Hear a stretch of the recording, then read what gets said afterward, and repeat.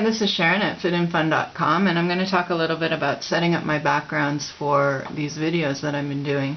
You can see right now you're looking at a box of 20 Mule Team Borax that I use for multiple reasons, something I never bought before, and now I use it all the time. So I'm going to do some kind of posts about that. One of the things that's happened is since I'm making so many videos, I need to have different backgrounds for at least most of them. Like, I don't want 10 videos with the exact same picture, and I did that a few times and it became very confusing. I have a video about that. And aside from that, just the boredom factor, I don't want people looking at the same exact scene for 6 videos. Even though these are not really meant to look at, they're more meant to listen to, I still need a background. What's happened with that is it's just like if you look at my I have another video about all the exciting things I've learned just by doing this procedure of learning how to do videos. I've just learned so many things, and I have so many questions and so much going on with it. It's unbelievable.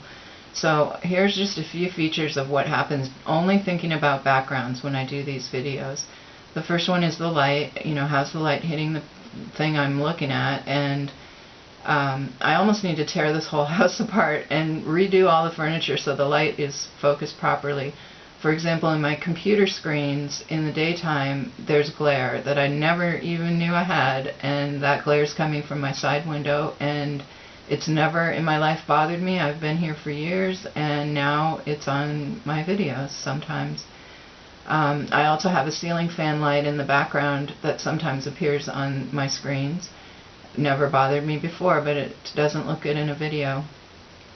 So the lighting of the backdrop is very important, and the height of the backdrop is very important as far as its aspect ratio to the camera. So in other words, if this 20 Mule Team Borax is, you know, leaned that way, I need to put the camera in a certain way that you can see it, and that doesn't always work.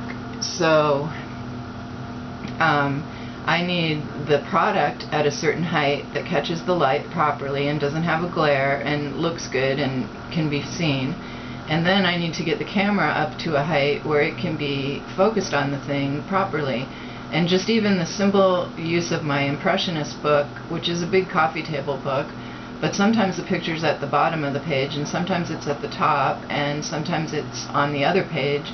So that's a big, huge coffee table book that I've manipulated so many times, and it, you know, varying results, I'm sure. The other thing is the sound, whether or not I can be close enough to the camera. Sometimes I can set it up, but I can't find a way to sit close enough for you to even hear me properly.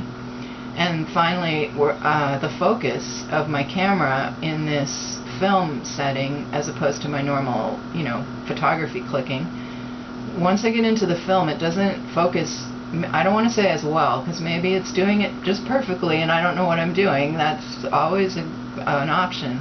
But I've had a lot of difficulty focusing on various things when I'm in the film mode of this Canon A2200. That's the Canon that I have. It's just like a $79 camera.